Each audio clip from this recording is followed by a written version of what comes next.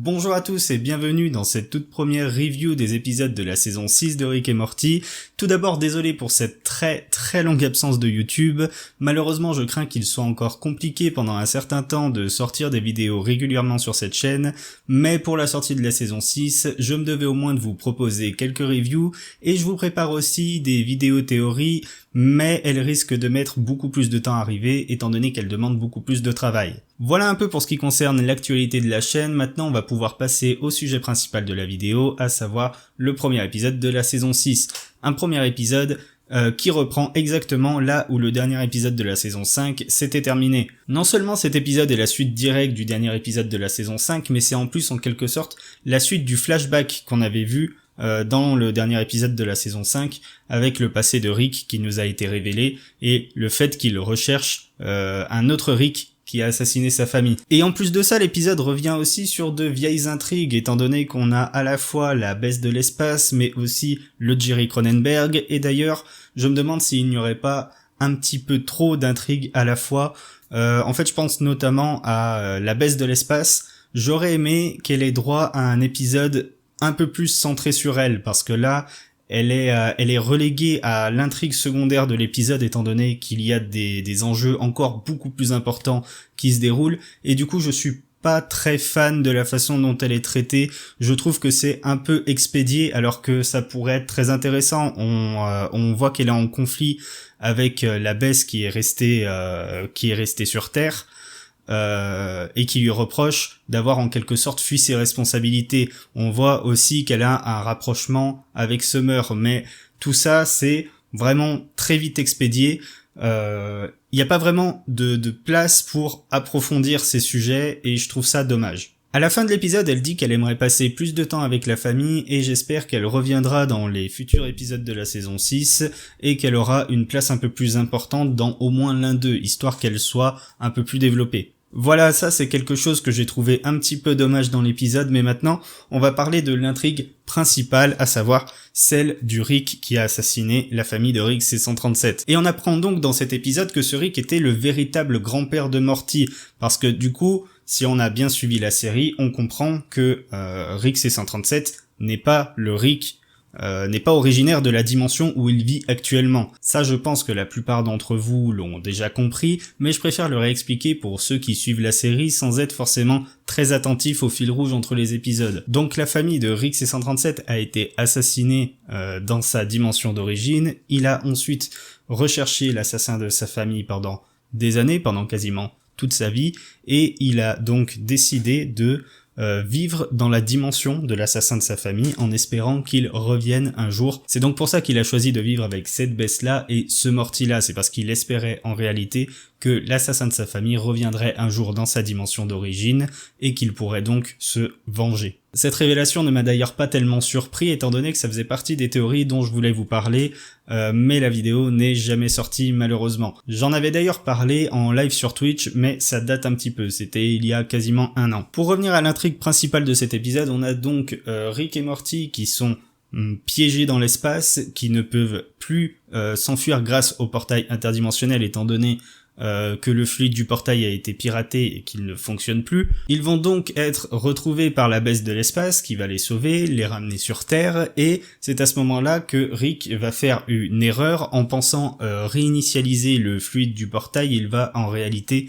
réinitialiser les voyageurs interdimensionnels, c'est-à-dire que tous les voyageurs interdimensionnels vont être téléportés dans leur dimension d'origine. Morty va donc être ramené dans la dimension Cronenberg, Jerry va être ramené dans une dimension où il avait été échangé dans un vieil épisode de la saison 2, l'épisode où il y avait la gare de Jerry. Pour ceux qui ne se souviennent pas, il y avait une garderie de Jerry et à la fin de l'épisode, on ne savait pas si le Jerry qui avait été récupéré par Rick et Morty était le bon ou s'il l'avait échangé avec un autre. Et on a donc Rick qui revient dans la dimension C-137 et c'est intéressant puisqu'on va pouvoir voir à quoi ressemble cette dimension aujourd'hui et on voit notamment que Rick a créé une sorte de fantôme de Diane pour le hanter en fait, pour ne jamais oublier ce qui lui est arrivé et ne jamais oublier son objectif qui est de se venger de l'assassin de sa famille. Et on voit aussi que Rick a plongé toute sa dimension dans une sorte de boucle temporelle, c'est-à-dire que tous les habitants de sa dimension semblent revivre en boucle la même journée et qu'ils ne peuvent pas avancer, ils ne peuvent pas changer de vie, tout simplement parce que Rick lui-même n'arrive pas à avancer et à changer de vie et à oublier ce qui s'est passé. Il a donc condamné toute sa dimension au même sort que lui, finalement. En réalité, tous les choix et toute la vie de Rick est influencée par cet événement qu'il n'arrive pas à oublier, cet événement qui le hante. Et c'est intéressant à mettre en parallèle avec un autre personnage qu'on découvre dans cet épisode, enfin qu'on redécouvre plutôt dans cet épisode, c'est le Jerry de la dimension Cronenberg, puisque du coup Morty, ramené dans la dimension Cronenberg, va croiser son père d'origine, et en fait ce Jerry, il a vécu quasiment la même histoire que Rick, puisque on apprend que Bess et Summer de la dimension Cronenberg sont toutes les deux mortes, et c'est à cause de Rick C137, c'est lui qui est responsable de ça, c'est lui qui les a abandonnés dans cette dimension. Donc du coup, Jerry a vécu quasiment la même chose que Rick, parce que lui aussi sa famille est morte à cause d'un Rick.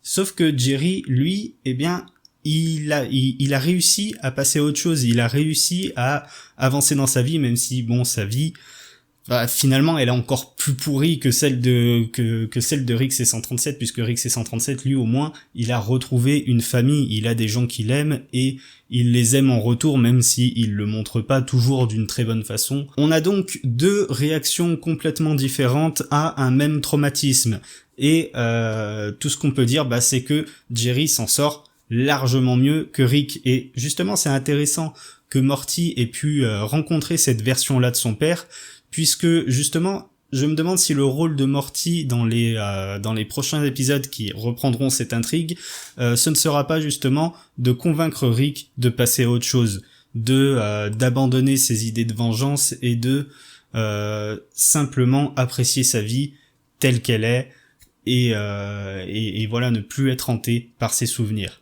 Du coup, pour en revenir à l'épisode, étant donné que tous les voyageurs interdimensionnels ont été ramenés dans leur dimension d'origine, ça voulait aussi dire que l'assassin de la famille de Rick avait lui aussi été ramené dans sa dimension d'origine. Et cette dimension d'origine, eh bien, c'est celle où Rick vit actuellement. Ce qui veut donc dire que le Rick assassin est le véritable grand-père de Morty, le véritable père de Bess.